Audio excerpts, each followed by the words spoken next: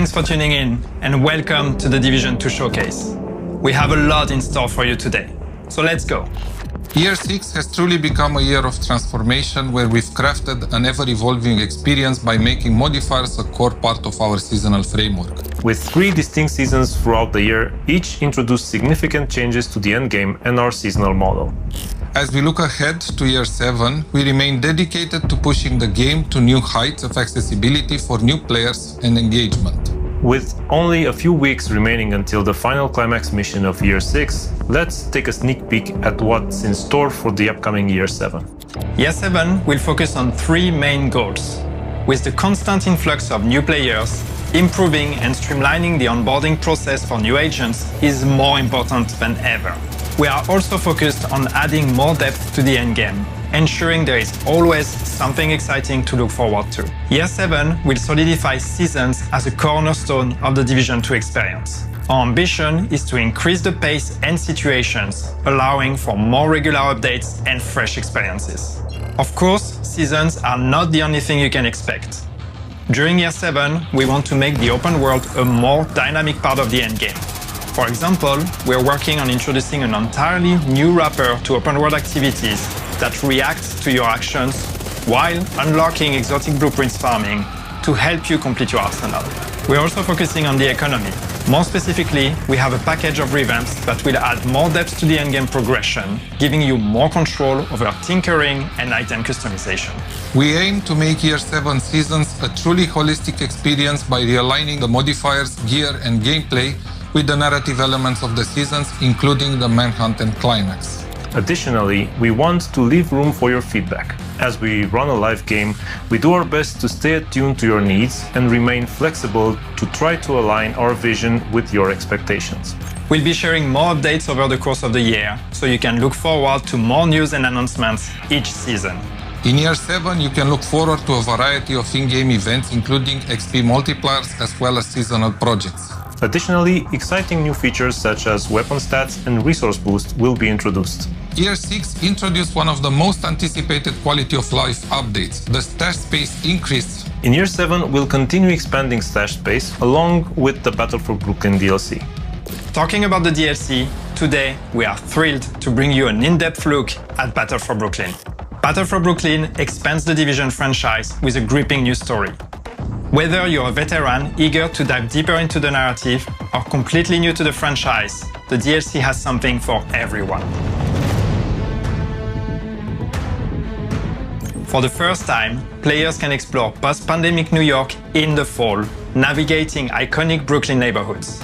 You can tackle the new challenges solo or in co-op, making this DLC exciting for everyone. Let's take a look at what awaits agents in Brooklyn. Battle for Brooklyn is set in the faithfully recreated Brooklyn neighborhoods of Brooklyn Heights and Dumbo, including some familiar areas for the Division 1 players, as well as some new areas never explored in the franchise. Main missions take place off-site to allow for a greater bespoke story experience on your first playthrough. And the traditional side missions are replaced by replayable missions you can access from the open world. To experience everything that Battle for Brooklyn has to offer, it will take approximately 6 to 10 hours, especially if you want to discover all the activities we have prepared for you, including 4 control points, 12 living world activities, 10 bounty locations, 8 hunter readers, and a new set of collectible bounties. We're going back to Brooklyn because sometimes you need to go back to where you started to see how far you've come. A lot's happened in Brooklyn since the prologue of Division 1. People have moved over, trying to escape the chaos of Manhattan, and they're looking to build a new life, make a change. Coming to Brooklyn in the fall is absolutely significant to our story.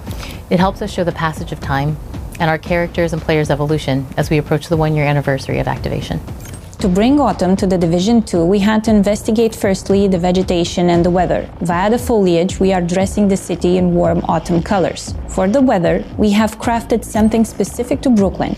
We went for a mix of warm weather with golden light and, of course, something moodier to try to capture the autumnal contrasts. For Washington Street, the iconic starting area in the Division 1 overlooking Manhattan Bridge, we wanted it to still feel familiar to the players, but also really show at a glance how time has passed and hint to what might have happened in the meantime.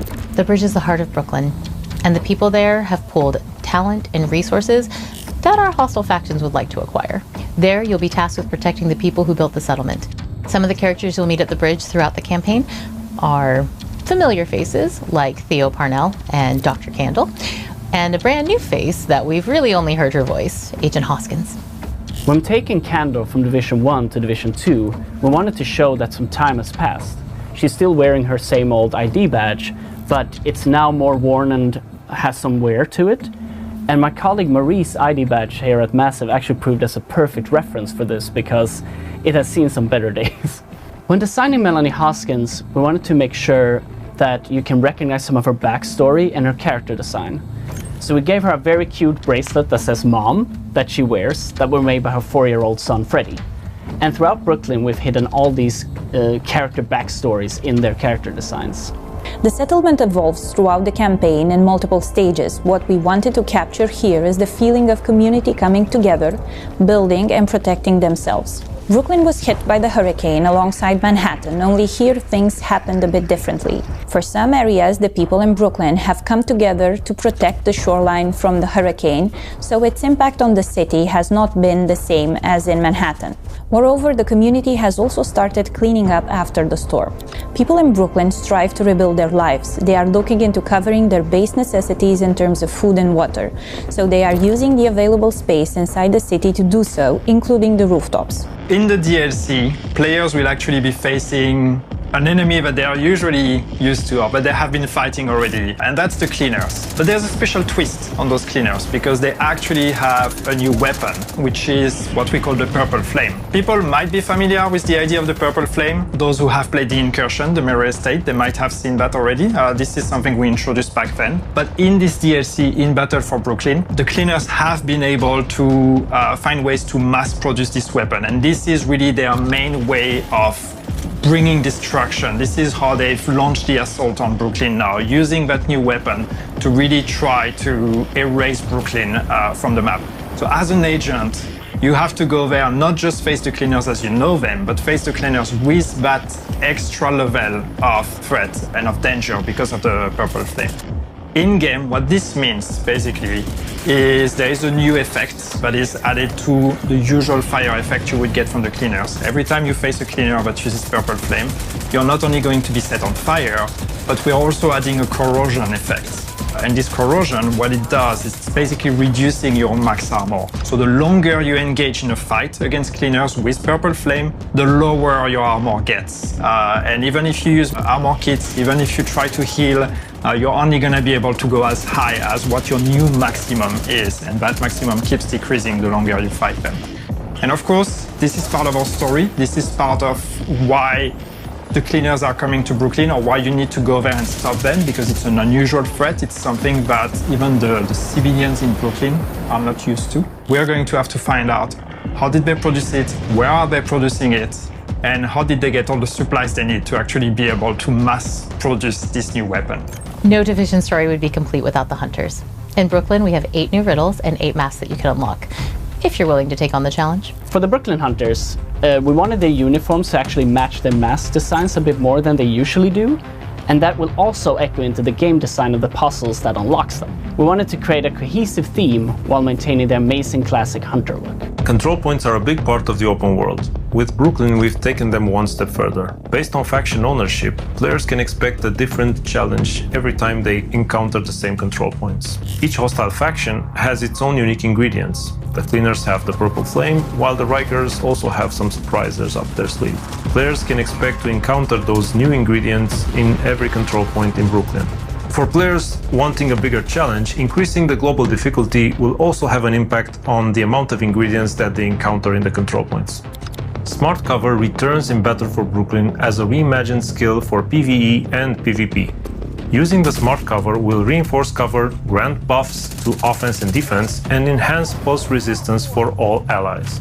Players can choose between 2 variants, the Precision Smart Cover and the Fortified Smart Cover. Both variants have some stats tuned differently for PvP. In the DLC, we have a new exotic mask called the Catalyst, and it's actually perfect against the Cleaners as it gives bonus for dealing and receiving status effect damage. So while burning, you can maintain ADS without disruption. When doing the effect for the Catalyst, we wanted to invoke the feeling of a dying fire, so when you move, The air stokes the fires, causing the mass to flare up more and more the faster you go. But when you stop, the fire slowly dies and only smoke remains. Battle for Brooklyn launches on May 27, 2025. The DLC will be available on PC, Xbox, and PlayStation. For those of you who already own The Division 2, Battle for Brooklyn will be available as a standalone product for €14.99. The Battle for Brooklyn Deluxe DLC will also be available, including exclusive cosmetics. You can visit Ubisoft Store to see the options and wishlist the DLC. If you have friends who don't own the game yet, let them know that the DLC will also be available for new players in our new Gold Edition and Ultimate Edition, giving them immediate access to the main game, Warlords of New York expansion, and the Battle for Brooklyn DLC in May. No matter through which edition you decide to get the DLC, it comes with a level 40 boost, allowing you to jump right into the Battle for Brooklyn campaign, and 50 stash space slots, also accessible in the main game. Working on the Division 2 DLC was an exciting challenge for us. We're thrilled to be bringing players back to New York, and we can't wait for you to play the Battle for Brooklyn DLC. Thank you for watching. Now, let's go where it all began. And don't forget to mark your calendars. The rendezvous is planned for May 27th. See you in Brooklyn, agents.